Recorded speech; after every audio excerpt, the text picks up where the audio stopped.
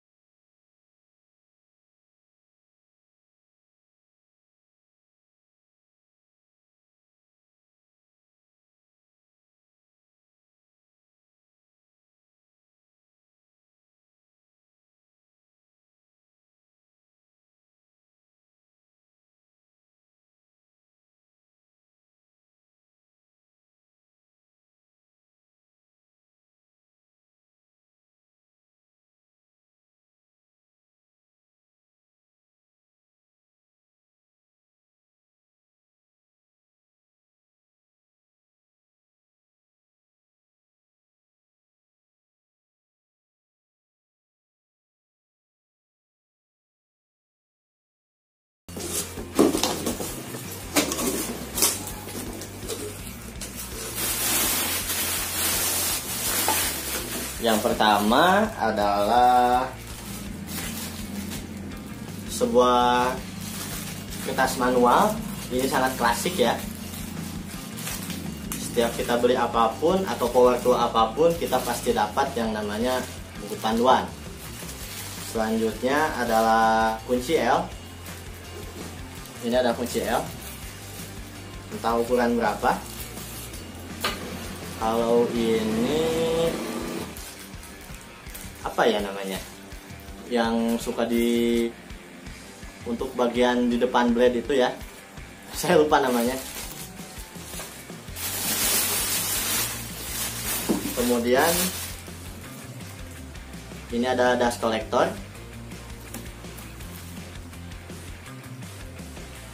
Mekanisme penjepitnya memakai seperti kawat.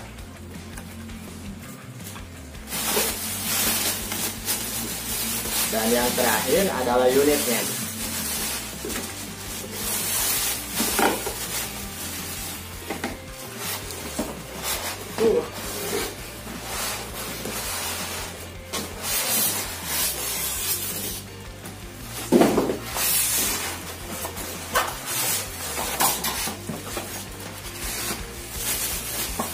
Oh, ini ada klaimnya ya teman-teman.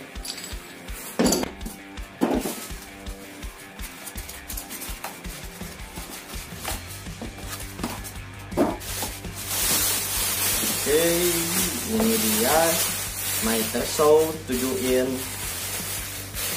dari merek Kentaro. Cus!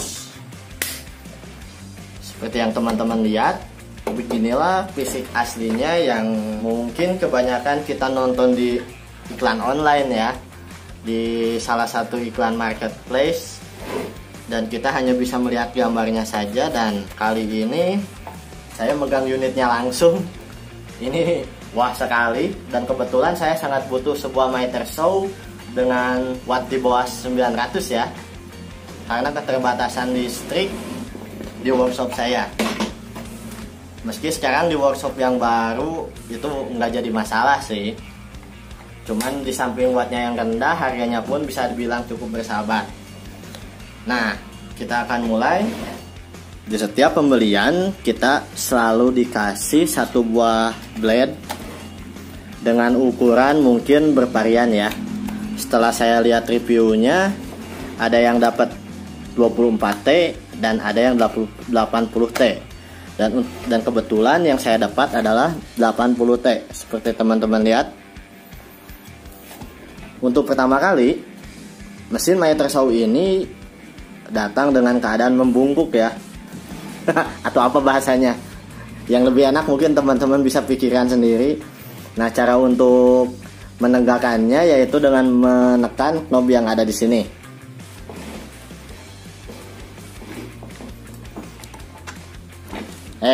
Maksud saya bukan ditekan tapi ditarik. ini cukup ditarik. Oke, dan tutup lagi. Ini seperti pengunci. Bentuknya menurut saya sedang ya. Ini cukup oke. Dan yang perlu kalian tahu, untuk di bagian base-nya dia terbuat dari material aluminium, bukan plastik. Walau untuk cover yang di sini masih dari plastik, tapi menurut saya itu nggak apa-apa ya. Nah, yang jadi masalah setiap meter saw yang entry level atau yang murah, bagian patch-nya itu kadang ada yang nggak lurus ya, menyebabkan ya potongan kita nggak presisi. Nanti kita akan cek.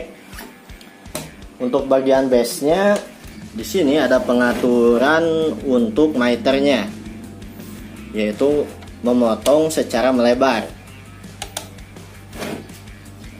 Dan untuk kapasitas potongnya yaitu sampai 45 derajat.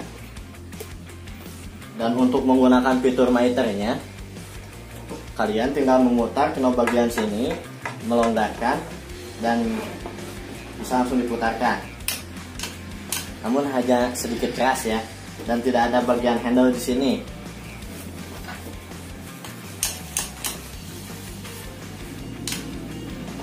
Setelah dirasa cukup dengan kebutuhan, kita tinggal putarkan knob ini searah jarum jam agar tidak berubah. Dan untuk fitur bevel, dia hanya bisa miring ke sebelah kiri saja. Sama seperti miter saw di kelasnya yang hanya bisa satu ya, belum mendukung double bevel. Nah, untuk mengaturnya teman-teman bisa putar sebelah sini, dan indikatornya kalian bisa lihat di bagian merah ini.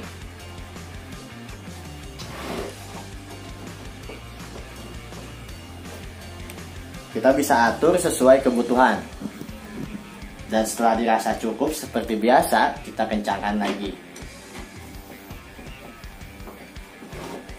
Dan untuk mengganti mata pisaunya, teman-teman bisa membuka cover blade-nya ke atas. Harus agak sedikit dibukukan ya teman-teman. Dan yang seperti kalian lihat, di sini ada sebuah kayak seperti roda berwarna hitam. Dia berfungsi untuk menjadi pengait di cover ini. Dan setelah si covernya sudah ke atas, teman-teman tinggal menekan knob yang namanya spindle lock. Dan jika teman-teman pencet ini atau menekan ini, blade akan terkunci ya, dan bisa langsung dikendorkan. Untuk dilepas mau diganti atau kita cek saja. Setelah kita tekan tombol spindle lock, kita putarkan dengan kebalik dengan kebiasaan, yaitu dengan memutar searah jarum jam untuk mengendorkan. Umum untuk mengencangkan itu searah jarum jam. Namun untuk di sini, jika kita mengikuti arah jarum jam, dia akan kendor. Jadi kebalikan dari sebuah baut seperti biasanya ya teman-teman. Oh, yang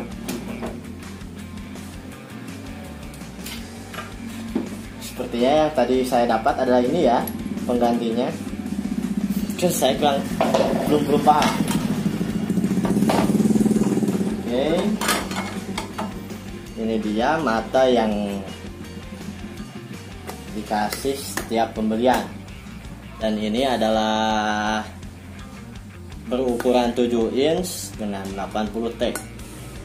Dan yang perlu diingat yaitu cara pemasangannya.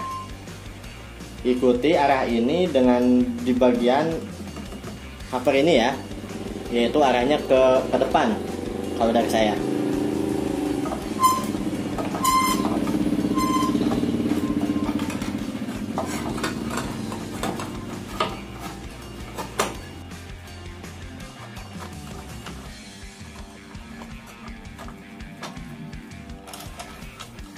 Dan seperti yang saya bilang tadi, cara untuk mengencangkannya yaitu dengan berlawanan dengan arah jarum jam.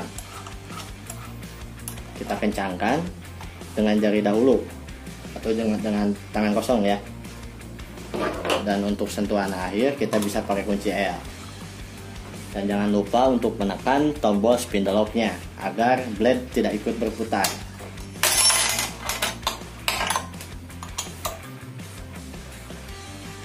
Kita putar dengan cukup ya, tidak usah terlalu keras agar nanti saat membuka pun tidak kesulitan kita ya. Di bagian blade ini cukup kokoh, nggak goyang kayak CS atau circular saw punya saya dulu yang masih saya pakai hingga sekarang, yang kalibrasinya itu susah banget.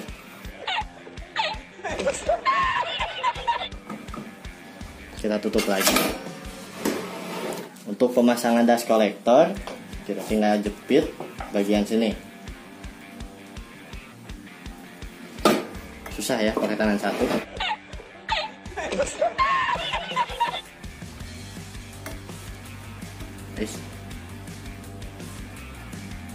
Oke. Kainnya nggak perlu dibahas ya, ini kain biasa. Dan teman-teman mungkin kalau ada uang atau ada anggaran lebih bisa upgrade dengan berbahan jeans biar lebih keren. Oke, kita akan langsung cek. Dan oh iya, yang bagian bevel ini belum saya kencangkan tadi. Nah, jangan sampai lupa ya teman-teman untuk mengencangkan ini karena bahaya. Usahakan untuk memakai masker terlebih dahulu. Untuk tes pertama kita akan memotong dengan crosscut dengan bahan multiplex 18 mili.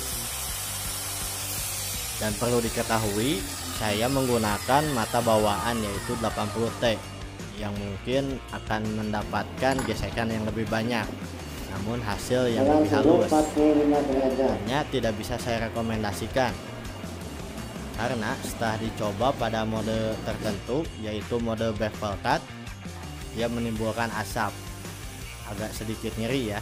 Dan dampaknya jika dilakukan dalam waktu yang lama, dia akan menyebabkan cepatnya tumpul pada blade.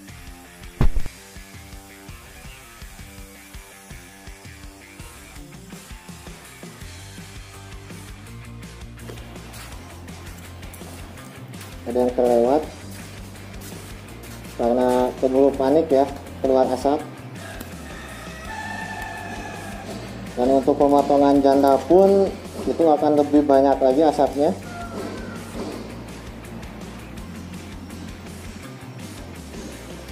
Mantap, mantap Bray.